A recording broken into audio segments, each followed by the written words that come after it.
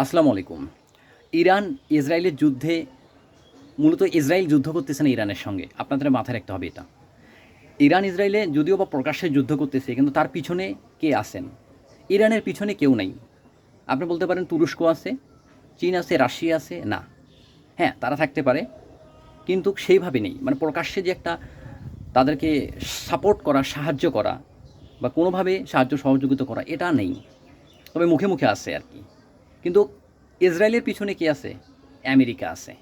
এখন পর্যন্ত যতগুলো অস্ত্র ইরানের চালানো হয়েছে বা ইরান ধ্বংসযজ্ঞ চালাইছেন, তার অধিকাংশ অস্ত্রের যোগান দিয়েছেন মার্কিন যুক্তরাষ্ট্র অর্থাৎ আমেরিকা।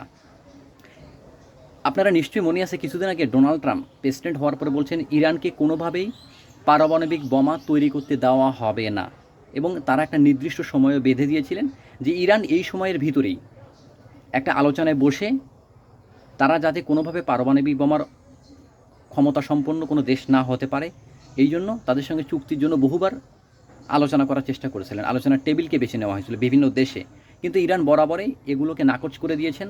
তারা তাদের সিদ্ধান্তে অটল, তারা তাদের কার্যক্রম চালিয়ে যাবে। আমাদেরকে মাথায় রাখতে হবে যে ইরান এই মুহূর্তে মধ্যপ্রাচ্যের সবচেয়ে শক্তিশালী দেশ। শুধু মধ্যপ্রাচ্য নয়, মুসলিম অনেক দেশের মানে ইরানের সক্ষমতা সামরিক দিক থেকে, অর্থনৈতিক দিক থেকে অনেকটা ভালো। কিন্তু ইসরায়েলের সামরিক সক্ষমতা আর ইরানের ভিতরে খুব একটা পার্থক্য নেই। মানে ইসরায়েল শুধুমাত্র পিছনে এক ধাপ পিছনে ইরানের, ইরান এক ধাপ এগিয়ে। আবার পারমাণবিক বোমা ইসরায়েল আগে থেকেই আছে কিন্তু ইরানের নেই। আর অন্য অন্য যে যুদ্ধ বিমান থেকে শুরু করে সৈন্য থেকে শুরু করে সমস্ত সাইটে ইরান এগিয়ে আছে ইসরায়েলের চাইতে। তবে ইসরায়েলে বেশি আছে যুদ্ধ বিমান। তবে ইরানের সঙ্গে কিন্তু ইসরায়েলের যে যুদ্ধটা চলছে সেটা কিন্তু আপনার আকাশপথের যুদ্ধ হচ্ছে, মানে স্থলপথে কোনো যুদ্ধ নেই। মানে সৈন্য যেটা ইউক্রেন এবং রাশিয়ার মাধ্যমে যে যুদ্ধটা হচ্ছিল এইরকম কোনো যুদ্ধ নয়। এলাকা দখল করার কোনো যুদ্ধ নেই যে আরেকজনের এলাকা গিয়ে যা আক্রমণ করে হামলা চালাবে, এই ধরনের কোনো পজিশন ইরানে বা ইসরায়েলের ভিতরে নেই। তাদেরকে যুদ্ধ করতে হচ্ছে এই হাজার হাজার মাইল দূর থেকে রকেট, ড্রোন এবং যুদ্ধ বিমানের মাধ্যমে। এখন এই যুদ্ধ বিমানের যোগান যেগুলো আছে ইসরায়েলে এগুলো অনেক উন্নত প্রযুক্তির এবং মার্কিন যুক্তরাষ্ট্র সবসময় ইসরায়েলের পাশে আছেন এবং এই জন্যই এই যে হামলা চালিয়েছে অতর্কিত হামলা, মানে কোনো ধরনের উস্কানিমূলক হামলা নয়, এটা বলা যায় এক ধরনের জোরপূর্বক হামলা বলা যায়।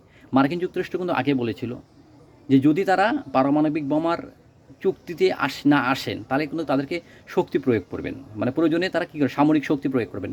এখন আমেরিকা কিন্তু সামরিক শক্তি সরাসরি প্রয়োগ করেনি। সামরিক শক্তি প্রয়োগ করা হচ্ছে কার মাধ্যমে? ইসরায়েলের মাধ্যমে। কারণ আপনাকে মাথায় রাখতে হবে যে ইসরায়েল হচ্ছে আমেরিকার পেটুও বাহিনী, সোজা বাংলা কথা যেটা বলা যায়। মানে আমেরিকার যে কাজটা নিজের করার কথা কিন্তু সেটা সে না করে ইসরায়েলকে দিয়ে করায়।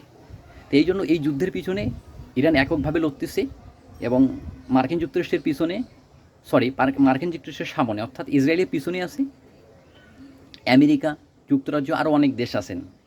আর ইরানকে অনেকে সাহায্য করার চেষ্টা করতেছেন, হয়তো বা মুখে মুখে বলতেছেন, যেমন চীন, রাশিয়া, তুরস্ক এগুলো বলতে পারবেন।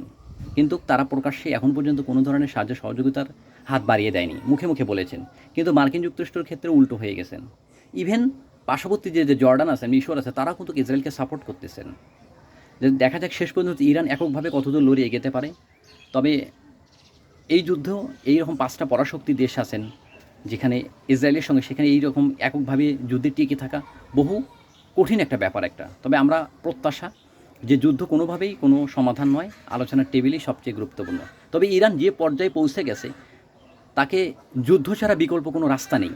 কারণ দেশের ভিতরে ইরানের এক ধরনের মানে জনপ্রিয়তা যেটা যদিও আছে কিন্তু একটু একটু কমে যাচ্ছে, কারণ নিরীহ মানুষ অনেক মারা যাচ্ছেন, অনেক মানুষ ইরান ত্যাগ করতেছেন, নিরাপদে চলে যাচ্ছেন। এই দিক থেকেও বলা যায় ইরানের একটা ভিতরের একটা সমস্যা আছে, রাজনৈতিকভাবে সমস্যা আছে এবং পাশাপাশি আবার বহির্বিশ্বের সঙ্গে তার যে বর্তমান যে সম্পর্ক, মানে পশ্চিমা দিক থেকে পশ্চিমা দেশের চোখে ইরান সবসময় একটা সন্ত্রাসী রাষ্ট্র, বা বলা যায় শুধু ইরান নয়, মুসলমান রাষ্ট্রগুলো এইরকম আর কি, তারা চিন্তা করে বা বলে বা তাদের কার্যক্রম। কিন্তু বর্তমান সময়ে যে ইরানের কার্যক্রম, ইরানের যে এই যে ইসরায়েল ইরানের যুদ্ধ, এখানে বলা হচ্ছে যে যুদ্ধটা ইরানের সঙ্গে নয়, মানে দেশের সঙ্গে নয়, মূলত খামেনির সঙ্গে, অর্থাৎ বর্তমান যে ইরানের যারা প্রেসিডেন্ট বা যারা ক্ষমতায় আছেন তাদেরকে কেন্দ্র করেই। দেখা যাক শেষ পর্যন্ত কী হয়।